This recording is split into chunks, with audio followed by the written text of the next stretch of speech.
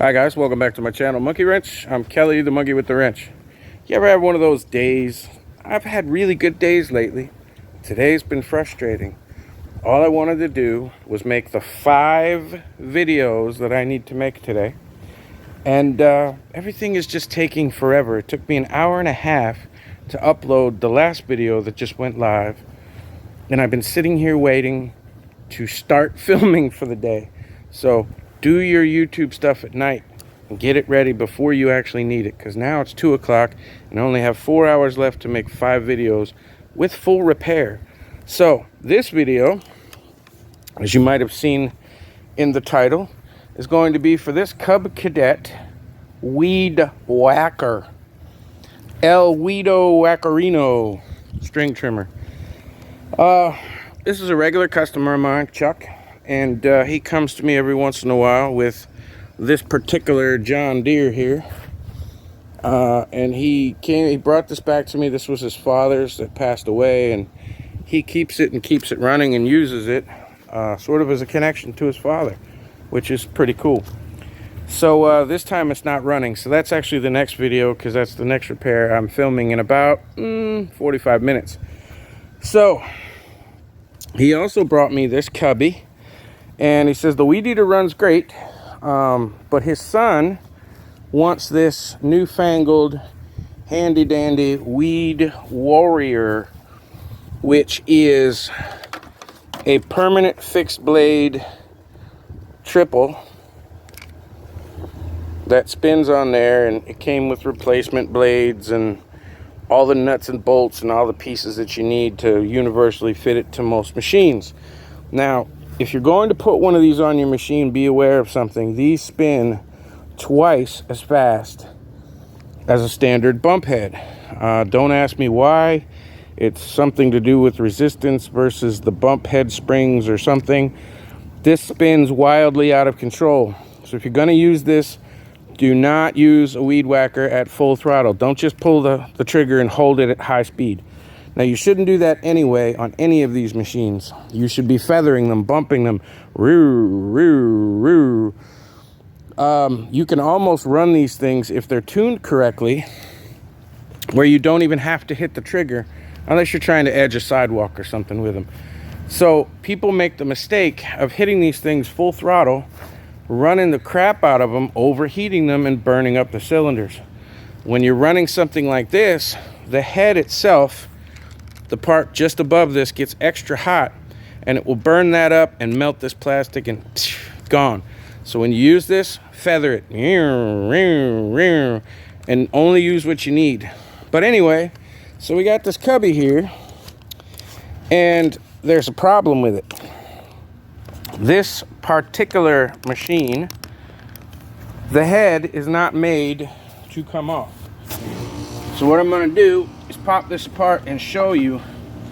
And when his son tried to take it apart to put this try on, he popped this off, and there's a spring that's under there that holds that out, and the spring is lost. So let me get a screwdriver, pop that off, and show you what it looked like. Now, you may have a Cub Cadet or another model that works like this, and you pull that bump head off by squeezing the 2 releases on the side and popping it off, and then you have this floating thing here. And again, there's supposed to be a spring holding that to the out position. So when you bump it, it allows it to twist and allow more string to come out. And you're looking at this thing and you're trying to figure out, how do you get that off? Well, if you're just reloading it with string, you don't have to get it off. These two line up with these 2 arms, and it just pops on. So when you squeeze those and pop that off, then you can take the head out here. This part just pulls out. I don't want to do it and feed the string. And then you put new string on it, and you put it back together, and you're all set. But if you ever want to change the head, and you're looking at this thing and you're like, well, I'm not sure how it works, they're supposed to spin off, blah blah blah, this blue thing just pops on. So you take a screwdriver and you pop it off. There it is. And there's the screw right there, the bolt that attaches this thing to the trimmer head. Now the problem is that this thing is pressed on, and in order to get it off, you actually have to take this whole portion of the head off, attempt to hold the back spline with something, and 9 times out of 10 you're going to twist it. And that's a failure point in here. This bolt actually comes out, and you're supposed to pack this with grease every 6 months anyway, and there's 0 grease in this thing. These get very hot, they burn up. So if this was going to be the one he was going to continue to use, I would open this up and grease it, but this is going to sit in his shed at this point because we cannot get this bump head off of there. It is pressed on, and there's no way to hold it to get it to come back off. So I have laying around, not laying around, I actually collect these and sell them. I have another straight armed, straight shaft bump head that works just fine and will fit this machine. This is me turning the back spline. I'm turning this by hand, and this works just fine. So for this particular one, we're basically just gonna unscrew it like that. This is the spring I was talking about. This is the spring that he lost. So I can put that back in there and put this on, and now he should be fine. Now this bump head will work again. So because we're gonna swap this, and he's gonna take this home as well, now instead of having to buy another spring or find the one that his son lost, now his head works again. So what we're gonna do is we're gonna take this off, disconnect that, and instead we're going to put this new one, this used one that he's buying. Okay, tighten it back up. These are just the attachments, and it's usually they're pretty much universal. So if you have a situation like this, you should be able to get another one. And I have several of these around. I have edgers and blowers and weed eater heads, and you know, they're all interchangeable. So what I'm going to do now is pause and unpause. And I've got this tri-head that he wants on here. These are not my personal favorite, but you know, this isn't my machine, and I am not the one that is going to be using it. And I like to oblige my customers. So anyway, this is how it comes. It comes with extra parts. So we unscrew the top here. We pull out the existing bump head, and this particular style has the cup that's built onto it, as opposed to the one you saw that I took off has a flat back. It doesn't have the cup. So when you buy this thing, it comes with extra attachments. So you take this attachment and you put it on this way, and you go ahead and you put on your slip washer. You find the correct nut. Now the package came with like 6 or 7 nuts, and they're all different sizes. So I literally went through all 6 until I found the correct nut for that. And then down in here, and this, think of this sort of as a V shape or a volcano. The volcano top goes into the unit. So I'm going to take this nut and I'm going to feed it in there, just so it flies down inside. And I'm going to take it like so, and I'm literally just going to thread it on, and I'm going to tighten it up real good until it stops, and you'll feel it stop. And now when the head spins, this whole thing will spin open, and these blades work. And now there's extra blades that came in the pack, so he will be able to change those out. When I was screwing that down, it didn't tighten up and then come to a slow stop. It actually hit and bottomed out. So when you get to that bottom out position, you know you're good. Now, unfortunately, there's no way, unless you use some thread locker, to try to keep this on. And because this gets real hot, not gonna bother. But every time you use a weed eater like this, you need to hold on to the cup and just give it a turn and make sure it stays tight, because as it loosens up, this thing will just fly off. Now, it won't hurt you if you're, you know, if you're, unless you're 15-year-old and, you know, pillows hurt. It's not going to hurt you. It's not going to do any damage to you, but you will lose the nut when it flies off, and then you'll be upset and you'll have to go get more nuts. But other than that, that's how you put that stupid thing on. Now, this thing has been upside down for a little while. This is the existing line feed and lock screw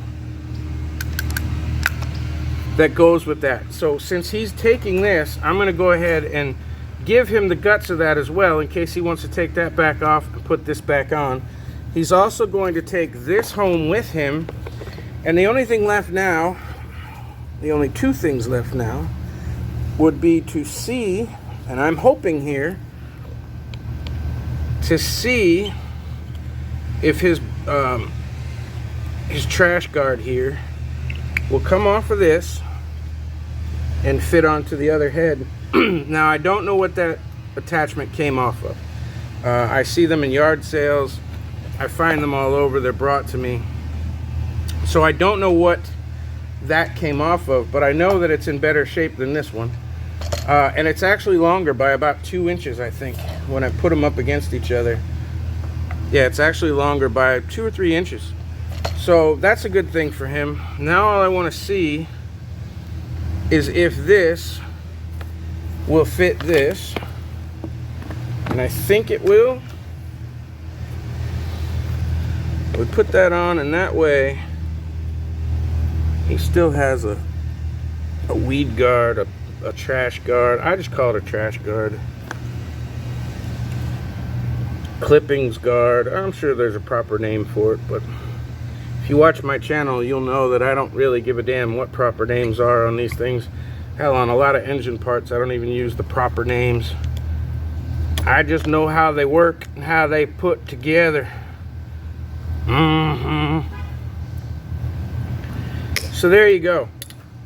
Now, this is his old shaft with his old head, and we replaced that spring for him. So at any point that thing breaks, flies off, he can't find out the bolt, can't figure out how to make it work, he can always take this one, stick it right back on there, and use it just in its current condition. He can swap this back to here if he wants to, or I don't even use these on mine, honestly. My machines don't even have these trash guards on them. But that's up to him. He's got the extra guts for the inside of this thing. And now I'm gonna put you on pause for a second. He said this thing runs fine. I'm gonna start it up. Could take a minute because I've had it upside down for a while, and see what it looks like.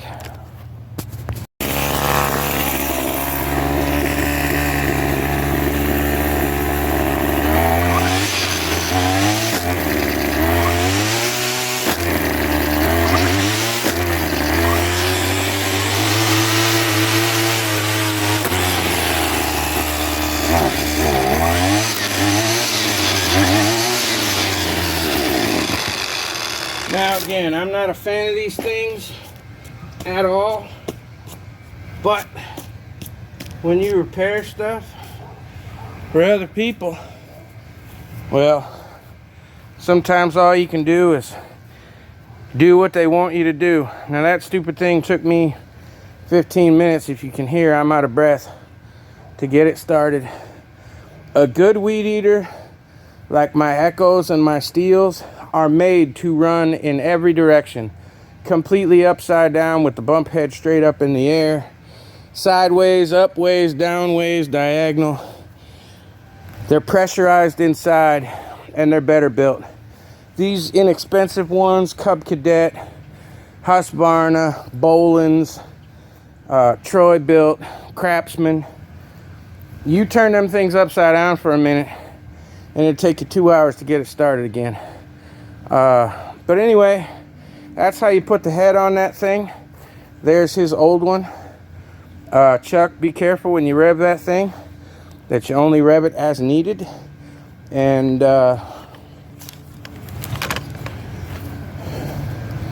this thing came, with those of you who need to know, with extra bolts, because I've seen like the cheap Boland ones where you literally take a bolt out and take the whole cup off of it. It came with 3 extra blades. It came with an extra spacer and an extra slug for flat mounting, and of course with directions. So guys, remember something simple. If you don't know how to install this stuff, read the directions. If you don't read the directions, watch a YouTube video, which is the same as reading directions. I got bad news for you. And don't think of it as you don't know what you're doing. Don't think your wife's laughing at you, boyfriend's laughing at you, whatever the case may be. Remember, reading the directions is cheating, and we are good cheating. So thanks for stopping by. If you're still here, hit the like button on your way out the door. It's somewhere between my chin and my balls. Subscribe, and I'll see you in about 12 minutes. You'll see me in the next one.